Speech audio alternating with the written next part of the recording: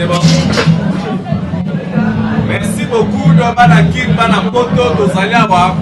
Accueil chaleureux, donc je dis que nous avons Taba Mondimba. J'ai fait JP d'actrice, je dis que réception. Grâce RDC News, je dis que Tozaliawa, on a les grands gérants. Notre sambo veut dire qu'il y a un lobat trop et ça parce qu'il y a faire un banga baloba trop mais baloba bien parce que ma cambo saliawa chez JP d'actrice balobi empire bon soit mis sur la place moko balobi après son mégaoli il aimait ça donc à ce niveau c'est 027. Donc, Cornelia nous dit que il y a un véritable compte de la porte espace en mode de chef pour moi, il faut accueillir par patron, le gros marque qui coûte de la ville de calme.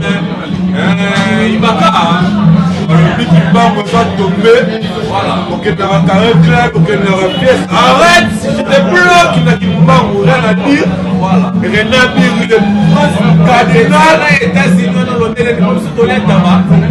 Et tu vois, en fait, maman la banco, il est à la maille. Voilà. Et en fait, il y a bien la sanction de sécurité. Keni perdana manike abira lo kabino de tene lo kabino bezala e ko so abira lo kiyo yo manike le président ndam Freddy ibaka kana yo la kana so ne lo ra vraiment bien le mani voilà ibaka donc on côté on a passé deux ans les grands gérants parce que on est dans la baisse de fait que ça la rap ça va donc avec la Cléopâtre et finale Lionel et finale des grands gérants. Les grands gérants, merci à toi, la quête chaleureuse. Au rapide, donc il y a une sort chez JP d'actrice, donc il y a un de la coupe de Zate. Donc tout ça a toujours l'empire, quoi. Donc les grands DJ de télé-réalité, Karine Mokot, c'est la baronne, Héritier, Watana, mais tout est à Québec. Parce qu'on a mis sur derrière la caméra, on a poussé. Donc il y a mis ce fou. À comment on a mis la maille? Voilà. C'est pour sa caméra.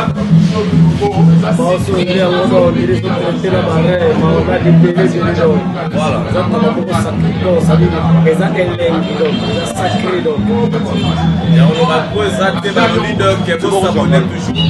La trace RDC News, nous avons donc un pur balobi, donc chaque jour.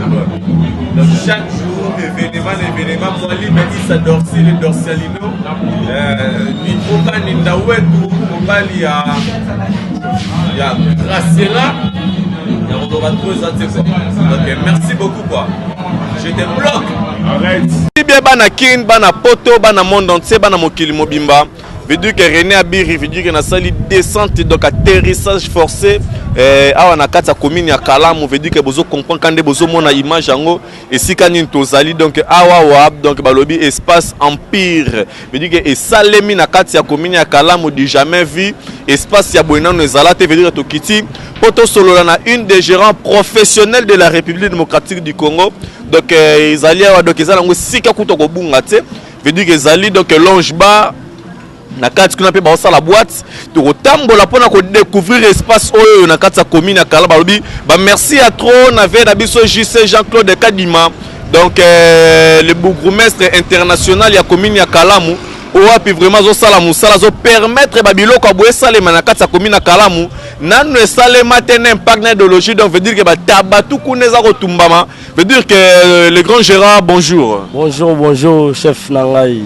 Ouais, donc bonne santé. Ouais, donc on est donc tranquille quoi donc. Ah oui. Donc lui il s'appelle le gérant donc Nono Tsambu. Veut dire que tu solo la naie à propos ya espace auto découvrir masolo yango tambola ndenge nini awa na kati ya commune ya Kalamu rentabilité ba client est-ce que baza ko répondre normalement? Ouais, en fait biso tout ça juste na commune ya Kalamu na avenue Bosenge croisement Elenge ça dit direction Elenge ça. En tout cas Kimbangu na minitio yo et je valeur les sous koleka par rapport ndenge zalaki les sous en fait les bozo bano kende bisika mususu mais lelo bana mai ba comprendre que non empire bar et na chaleur mususu donc moto ezalaka awa même nga mo lero munazo comprendre te donc en tout cas fallait zalaka biso empire pour saler ma chaleur donc mais ça se passe comment au moment où botiki espace ebele kuna donc nzela osoki babengo soki yolo so beni liboso kuna ba terrasse ndenge melandanaka vraiment donc babengo soki nord soki beni tout ça mais marché concurrentiel et moi ba concurrence banine tout ça. Ouais, en tout cas, bandeko koto pe balela ki noto kela bakapela ba bandali banini ba bon marché. Mais pourquoi pas biso moko na Kimbangu, biso moko na Elenge ça et puis na Kalamu quoi. Ndé to bagi non, il faut to saler le mo ya classe, il y a moins genre pour permettre que ba massa, ba chéri ya bien, ba vrai jo, li banda bisika tout, ba rappeler qu'on se référer quatre là. So pe muta uti poto ko ya afandi. Tranquille donc na yamba na poto ebele awa donc na poto ebele, ye moko grand prêtre de JP la Cruz azalaki awa et puis ba wankovia na kati ya Bundes bazalaka. Voilà. Ouais, baza tellement ebele ba Bruno Zola na kati ya Italie baza tellement ebele ba yaka awa dans l'espace. Royal Kinale le mois si ya mbongo ebele pa kozala na kin bientôt là. Na moto tambola mamu ke pona moni liboso kuna ngana ntaba. Donc pona batuto ba landa biso ba découvrir image vraiment. Il y a espace yango vraiment merci à toi Mouzé qui est là derrière la caméra. Merci beaucoup à toi ya Willy Moucheni le véritable code mondial Cornelia Doussi, Givenchy Badoussi Lydia Kapajika. Je dis que ah tous ça na au croisement pour la moni prince César. Elenge ça.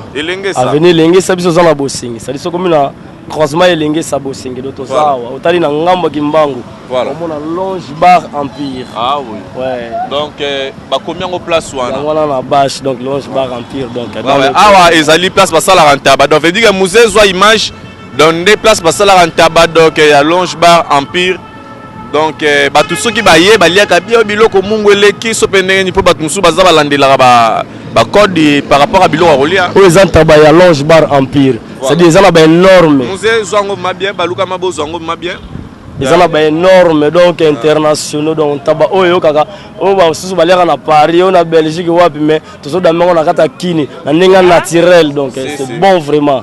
Ce qu'on met qui en tout cas au Tikali awa. Ah oui. Ouais. Mais alors la spécialité na bino vraiment awa ezani en dehors il y a Longe Bar et tout. Biso awa tous on a ba manifester les maka ba fête, ba anniversaire, ba mariage, tout ça on est là en tout et pour tout donc. La caméra. Ouais tout ça en tout pour tout donc.